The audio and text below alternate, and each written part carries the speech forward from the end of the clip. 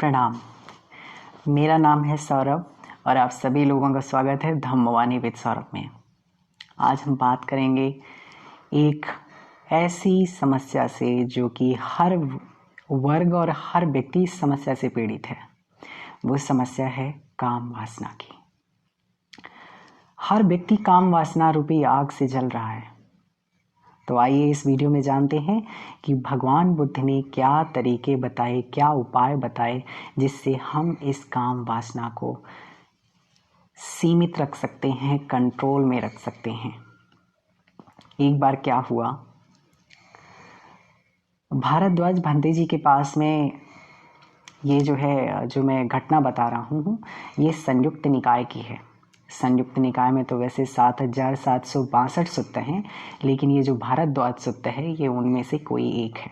तो ये वही घटना मैं बता रहा हूँ आपको। एक बार एक राजा जो है जाते हैं भारद्वाज भंते जी के पास में, तो वो उनसे पूछते हैं कि इस बुद्ध शासन में इतने युवा वर्ग के लोग सन्यासी बन गए हैं, इतने युवा वर्ग के लोग जो है कासाय वस्त्रों को धारण किए हुए हैं, जिन्होंने कभी काम वासना को भोगा भी नहीं, और ये कैसे रहते हैं? क्या इनके मन में कभी काम वासना नहीं जागती है? तो ये प्रश्न जो है उस राजा के मन में उठा। तो वो राजा जो है भंते जी के पास गया, भारद्वाज भंते जी के पास में, कि चलिए उन्हीं से जानते हैं कि क्या उपाय करते हैं ये लोग। तो भारद्वाज जी भंते जी के पास में जाते हैं और उनसे पूछते हैं कि ये नए युवक जो है, जो संन्यास्त जिन्होंने लिया हुआ है, जिन्होंने संन्यास लिया हुआ है, क्या इनके मन में काम वासना नहीं जागती? और अगर जागती है तो ये इसको कंट्रोल में कैसे रखते हैं? क्या तरीका है? तो भारद्वाज भंते जी कहते हैं कि भगवान बुद्ध ने सर्वज्ञाता शास्त्रा ने कुछ उपाय बताए हैं जिनको करने से हम अपने काम वासना रूपी अग्नि को सीमित रख सकते हैं। काम वासना कब जागती है ये देखते हैं। तो काम वासना वैसे तो ये एक प्राकृतिक तरीका है, प्राकृतिक स्वभाव है, हर एक व्यक्ति में, हर एक जीव में है। ये प्रकृति के हर एक चीज़ में है। आप फूलों को देख लीजिए, आप पौधों को देख लीजिए, आप पशु पक्षियों को देख लीजिए, आप मनुष्यों को देख लीजिए। तो ये कोई बहुत बुरी बात नहीं है, लेकिन ये एक विकार है जिसके द्वारा व्यक्ति इस भव सागर में फंसा रहता है। एक के बाद एक के बाद एक के बाद इसी जीवन चक्र में फंसा रहता है, वो छुटकारा नहीं पा पाता। तो जो व्यक्ति इस भव सागर से मुक्त होने की तलाश में है, उसे इससे तो बचना ही होगा। तो क्या तरीके हैं, आइए जानते हैं भगवान बुद्ध ने क्या तरीके बताए। तो भगवान बुद्ध ने जो पहला तरीका बताया, उन्होंने कहा कि जब भी आप किसी माँ जैसी स्त्री को देखें तो अपने हृदय में मातृत्व चित्त उत्पन्न करिए। भगवान बुद्ध ने ये उपाय बताया है अपने भिक्षुओं को। क्या बताया? तब वो भारद्वाज जी उस राजा से कहते हैं कि पहला उपाय ये है कि जब भी आप किसी माँ जैसी स्त्री को देखिए तो अपने मन में माँ जैसा चित्त उत्पन्न करिए, माँ जैसा भाव उत्पन्न करिए। ये समझिए कि ये तो मेरी माँ जैसी है। जैसे ही कभी कोई काम वासना या गंदा विचार मन में उत्पन्न हो किसी ऐसी स्त्री को देख करके, तो ये भाव उत्पन्न करिए कि ये स्त्री तो मेरी माँ जैसी है। दूसरा क्या? ऐसी कोई स्त्री दिखे जो कि बेटी समान हो, और उसको देख करके कभी भी हमारे मन में काम वासना जगती है, तो ये उत्पन्न करिए भाव, पुत्री चित्त उत्पन्न करिए। कौन सा भाव उत्पन्न करना है? कि ये बेटी तो मेरी बेटी समान है, ये तो मेरी संतान समान है, मैं कैसे इसके बारे में गलत सोच सकता हूँ। तीसरी बात, जब कोई स्त्री बहन स्वरूप लगे तो बहन चित्त उत्पन्न करना है, बहन का भाव उत्पन्न करना है मन में कि अरे ये बेटी तो मेरी बहन जैसी है, ये स्त्री तो मेरी बहन जैसी है। तो जब भी हमें किसी के प्रति भी काम वासना जागे तो मन में हमको ये सोचना है कि ये तो मेरी माँ जैसी है, ये तो मेरी बेटी जैसी है, ये तो मेरी बहन जैसी है, तो मैं कैसे किसी के बारे में गलत सोच सकता हूँ। तो इस तरह के चित्त में भाव उत्पन्न करने से व्यक्ति के राग या काम वासना रूपी विकार का प्रहार होता है। आप खुद सोचिए कि कभी माँ के प्रति, कभी बहन के प्रति इस तरह के भाव उत्पन्न नहीं होते। वो क्यों नहीं उत्पन्न होता? क्योंकि हमें अपनी बहन पर, माँ पर, अपनी पुत्री पर गौरव होता है, इसके प्रति काम वासना नहीं होता है। इसी तरह से हमें हर स्त्री और हर बेटी के लिए, हर बहन के लिए यही भाव उत्पन्न करना है, तब हम इस काम वासना से बच सकते हैं। ये हमारे भारतीय परंपरा का ब्रह्मचर्य एक बहुत बड़ा हिस्सा रहा है। हर जो 4 आश्रम बनाए गए थे उनमें से जो पहला आश्रम था, पहले के टाइम पे जब बच्चे पढ़ाई करते थे तो पूरा कौमार्य ब्रह्मचर्य का पालन करते थे। 25 वर्ष की अवस्था तक, जब तक वो गृहस्थ जीवन में प्रवेश नहीं करते थे, तब तक ब्रह्मचर्य का पालन करते थे, कौमार्य ब्रह्मचर्य का पालन करते थे। इसके बहुत ही असीमित लाभ हैं। इससे बुद्धि में बहुत ज़्यादा फर्क पड़ता है, हमारे ऊर्जा के प्रवाह में बहुत ज़्यादा फर्क पड़ता है। तो ये हमारी भारतीय परंपरा का हिस्सा है। लेकिन आजकल के दूषित वातावरण की वजह से, दूषित चीज़ों की वजह से हर व्यक्ति इन सब चीज़ों से घिरा हुआ है। खासकर युवा वर्ग बहुत ज़्यादा काम रूपी वासना, ये काम वासना संबंधित चीज़ों से घिरा हुआ है। आप जैसे ही कुछ खोलो, टीवी में खोलो, रेडियो में खोलो, हर जगह सिर्फ घूम फिर कर यही चीज़ें, तो कोई व्यक्ति बच ही नहीं पा रहा है, हर व्यक्ति इससे परेशान है। तो पहला भगवान बुद्ध ने तरीका बताया कि हमें मातृत्व चित्त और पुत्री का चित्त, पुत्री जैसे भाव, बहन जैसे भाव अपने मन में उत्पन्न करने हैं। इससे हम काम वासना से बच सकते हैं। तो राजन फिर पूछता है भरद्वाज ऋषि से, भरद्वाज भंते जी से, कि भंते जी, क्या कोई भगवान बुद्ध ने कोई और उपाय बताए हैं जिससे हम काम वासना से बच सकते हैं? तो उन्होंने कहा है, एक साधना है जिसके द्वारा हम अपने काम वासना को पूर्णतः खत्म कर सकते हैं।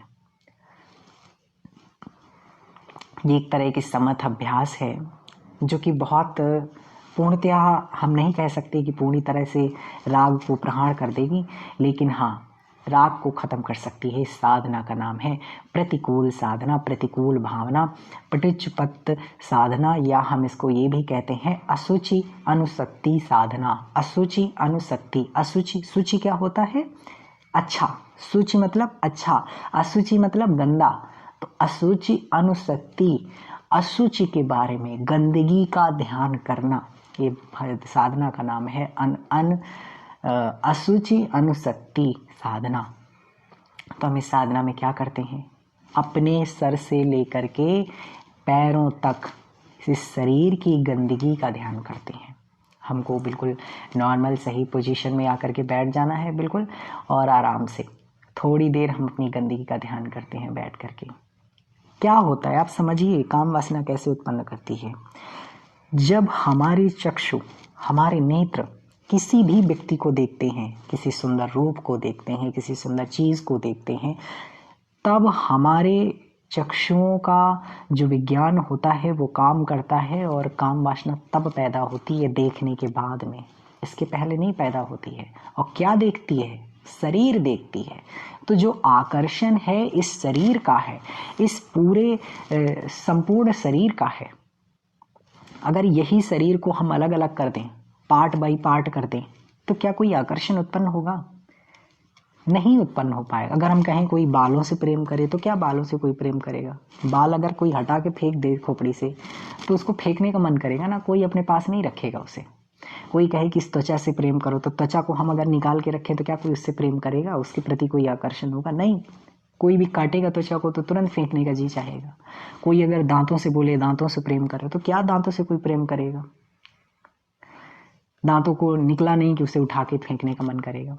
इस शरीर का कोई भी हिस्सा अगर हम उससे ये कहें कि अलग अलग कर दें उस व्यक्ति को, उस चीज को, और फिर कहें कि इससे प्रेम करिए, तो कोई प्रेम नहीं कर पाएगा। प्रेम है जब हम उसको संश्लिष्ट रूप में देखते हैं, संश्लेषित रूप में देखते हैं, पूरा जुड़ा हुआ देखते हैं, संपूर्ण देखते हैं, तब तक आकर्षण उत्पन्न होता है। तो हम क्या है? इस शरीर के अंदर देखिए, ये जो द्वार हैं, कान, आंख, मुंह, इनसे कौन सी अच्छाई निकलती है? सारे द्वारों से गंदगी ही गंदगी बहती है। शरीर के हर रोम से गंदगी ही गंदगी बहती है। पसीना, मल, मूत्र, कफ, न जाने कितनी गंदगी शरीर से दिन प्रतिदिन हर क्षण बहती रहती है। इस शरीर में क्या है अच्छा? शरीर में हमारे खून, पस और न जाने कितनी सारी गंदगी भरी पड़ी है। शरीर में है कुछ अच्छा नहीं, लेकिन सिर्फ इस खोल की वजह से अच्छा प्रतीत होता है। क्या है अच्छा? अभी अगर हम आपके सामने किडनी निकाल के रखें तो क्या आप उसे लेना चाहेंगे? नहीं, फेंकने का जी करेगा। अभी हृदय निकाल के रखें तो क्या आपका लेने का मन करेगा? नहीं, आपको उसे फेंकने का मन करेगा। तो ये जब तक संश्लेषित है तब तक मन करेगा। हम इसको जुड़ा हुआ देखते हैं ना, तब तक सिर्फ इससे आकर्षण उत्पन्न होता है, इस शरीर से आकर्षण उत्पन्न होता है। अभी इस त्वचा में बड़ी बड़ी सी फुंसियां और बड़े बड़े से फोड़े निकल आए तो क्या प्रेम उत्पन्न हो पाएगा? नहीं उत्पन्न होगा। क्यों ये उत्पन्न हो रहा है प्रेम? क्योंकि हम इस शरीर की नश्वरता को नहीं समझ रहे। हम ये समझते हैं कि ये जो सुंदरता है ये तो हमेशा के लिए है। हम इसी नश्वरता को नहीं समझ रहे। जो व्यक्ति इस शरीर को प्रज्ञा रूपी चक्षुओं से देखना शुरू कर देगा, जो व्यक्ति इस प्रज्ञा दृष्टि से इसको देखना शुरू कर देगा, इसको संश्लेषित नहीं अलग अलग कर करके देखना शुरू कर देगा, उस दिन से उसका इस शरीर के प्रति पूरी तरह से आसक्ति खत्म हो जाएगी। इसको सजाना संवारना सब खत्म हो जाएगा जिस दिन इसकी नश्वरता को समझ जाएगा व्यक्ति। क्या है इसमें अच्छा? ये शरीर मृत्यु की तरफ भगा जा रहा है, मृत्यु की तरफ दौड़ लगाए जा रहा है। आज आप अपनी फोटो को देखिए, 2 साल 3 साल पहले की फोटो को देखिए, क्या आप वही व्यक्ति हैं? क्या आप वही व्यक्ति हैं? नहीं है, बदल गए। तो वो व्यक्ति जो पहले था वो कहाँ गया? अरे वो मर गया। आज ये जो सौरभ बात कर रहा है आपसे, और थोड़ी देर पहले जो सौरभ बात कर रहा था, क्या ये वही सौरभ बात कर रहा है? नहीं, वो जो पहले था वो तो चला गया। ये सौरभ हर क्षण मर रहा है। और जिस तरह से ये मैं सौरभ क्या कह रहा हूँ, ये मैं किसको कह रहा हूँ? ये व्यवहार जगत में मैं है तो कुछ है नहीं कहने के लिए। ये ना मैं है ना कुछ है, ये कहना पड़ रहा है कि ये सौरभ है व्यवहार जगत की भाषा में। बालों को अलग कर दूं, आंखों को अलग कर दूं, कान को अलग कर दूं, दांतों को अलग कर दूं, किडनी फेफड़े सब निकाल के मैं अलग अलग कर दूं। अब किसको सौरभ बोलोगे? कि ये सौरभ, कि ये सौरभ, कि ये सौरभ, कि ये सौरभ, जबकि मिलकर इनसे एक शरीर बना हुआ है। तो ये शरीर पूरा नश्वर है। तो हमें क्या करना है? प्रतिदिन इस काम वासना रूपी अग्नि से बचने के लिए हमें असुचि अनुशक्ति का ध्यान करना है। थोड़ी देर बैठ करके अपने शरीर की गंदगी का ध्यान करना है कि जिस तरह से मेरा शरीर बना हुआ है, इसी तरह से तो हर व्यक्ति का शरीर बना हुआ है। जिस प्रकार मेरे शरीर में मल, मूत्र, पसीना, कफ ये सब भरा हुआ है, इसी तरह से तो सबके शरीर में है। यहां जाऊं तो बालों से दुर्गंध आने लगती है, बाल ना धुलूं तो। इस त्वचा को ना साफ करूं तो त्वचा में मैल इकट्ठा हो जाता है। आंखों में न साफ करूं तो आंखों में गंदगी आ जाती है। मुंह को न धोऊं तो मुख से दुर्गंध आनी शुरू हो जाती है, बात नहीं की जा सकती है। कौन से शरीर का हिस्सा आप कह सकते हो कि ये अच्छा है? तो जब हम इस तरह से थोड़ी देर बैठ करके अपने शरीर के सत्य स्वभाव को, ये कोई ध्यान, कोई कल्पना नहीं है। ये जो ध्यान बता रहा हूं ये देखने में बड़ा अजीब सा लगेगा आपको। ये कोई कल्पना वाला ध्यान नहीं है, सत्य का ध्यान है। आप क्या देखोगे? सत्य स्वभाव को देखोगे। अपने शरीर के देखोगे कि ये खून से भरा है, ये कफ से भरा है, ये इस चीज से भरा है, ये पस से भरा है, पसीना निकल रहा है, ये निकल रहा है, वो निकल रहा है। इस शरीर के सत्य स्वभाव से ये जो कल्पना है ना, पूरा शरीर, अभी आप कल्पना को देख रहे हो, ये जो है ये कल्पना है, ये पूरा शरीर कल्पना है और आप कल्पना में जी रहे हो और इस कल्पना से ही आपका आकर्षण है। जिस दिन इस शरीर का सत्य का स्वभाव पता चल जाएगा, इस शरीर का सत्य पता चल जाएगा, उस दिन से सारी आसक्ति खत्म हो जाएगी आपकी। तो हमें ये ध्यान करना है अपने शरीर की गंदगी के बारे में, सत्य का ध्यान करना है। सत्य क्या है इस शरीर का, कितना नश्वर शरीर है, हर व्यक्ति मरा जा रहा है और जिस व्यक्ति को मैं देखकर काम वासना भी उत्पन्न करूंगा वो उसका भी शरीर तो वैसा ही है ना जैसा मेरा है। तो जो गंदगी का ध्यान मैं अपने ऊपर करूंगा तो यही गंदगी तो उस व्यक्ति के शरीर में है, तो मैं उस गंदे शरीर से क्या आकर्षण उत्पन्न करूं, क्या काम वासना उत्पन्न करूं। तो इसका मतलब ये नहीं कि आपको हर व्यक्ति से घृणा करनी है, नहीं। ध्यान कभी भी किसी व्यक्ति से घृणा करना नहीं सिखाता है, बल्कि इस सत्य का बोध कराना सिखाता है कि इस शरीर की सच्चाई क्या है। और जैसे ही इस शरीर से आसक्ति आपकी टूटती जाएगी, इस मैं की आसक्ति टूटती जाएगी, वैसे ही आप बस आगे बढ़ जाओगे अपने काम में।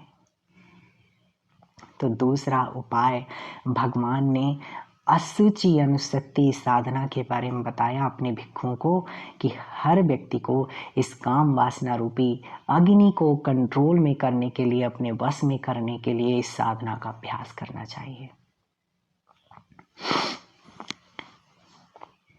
वो राजा कहते हैं, बंती जी क्या भगवान बुद्ध ने कोई और उपाय बताया है? तो भारद्वाज भंते जी कहते हैं, हाँ भगवान बुद्ध ने एक उपाय अपने भिक्षुओं को और बताया है। उन्होंने कहा अपनी इंद्रियों का संवर कर लीजिए। भगवान बुद्ध ने क्या कहा? अपनी इंद्रियों का संवर कर लीजिए। क्या इंद्रियां हैं? कान, आंख, नाक, जीभ, त्वचा, ये सब इंद्रियां हैं। तो कहा इंद्रियों का संवर कर लीजिए। ऐसा रूप जो आपको बहुत आकर्षित करता हो उसकी तरफ देखना ही नहीं है, ये इंद्रिय संवर है। ऐसा स्वाद जो आपको बहुत प्रिय लगता हो उसको चखना ही नहीं है, ये दूसरा इंद्रिय संवर है। ऐसे शब्द जो बहुत प्रिय लगते हों, राग उत्पन्न करते हों, ऐसे शब्दों को सुनना ही नहीं है। ऐसा स्पर्श जो आपको बहुत प्रिय लगता हो, ऐसे स्पर्श को लेना ही नहीं है। तो ये तो बहुत ही उच्चतम अवस्था है। वैसे इंद्रिय संवर करने की बात ये भिक्षुओं के लिए है, लेकिन अगर कोई गृहस्थ व्यक्ति भी कर सकता है तो कर सकता है। लेकिन ये जो प्रथम मैंने दो बातें बताई, एक तो भाव उत्पन्न करने वाला और दूसरा साधना वाला, ये एक हर व्यक्ति कर सकता है। इंद्रिय संवर थोड़ा सा मुश्किल है, जो व्यक्ति ध्यान साधना या अध्यात्म के क्षेत्र में नहीं है उसके लिए थोड़ी सी बात मुश्किल है। लेकिन इंद्रिय संवर करना भगवान बुद्ध ने अपने भिक्षुओं को बताया कि इंद्रिय संवर कर लेना भी, इससे भी हम राग रूपी अग्नि से बच सकते हैं, इसको वश में कर सकते हैं।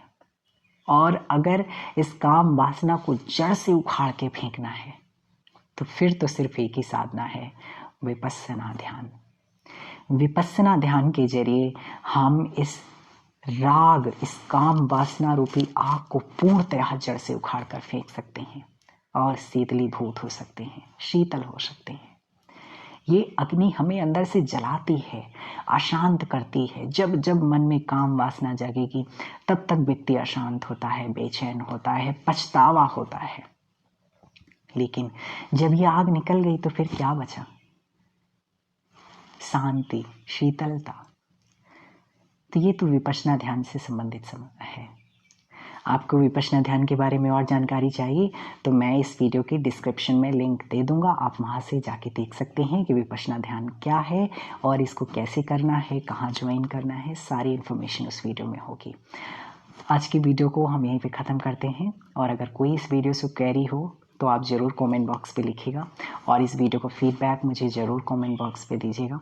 आपके फीडबैक का मुझे इंतज़ार रहता है ताकि मैं उस पर और काम कर सकूं और बेहतर तरीके से आपके लिए चीज़ें लेके आ सकूं।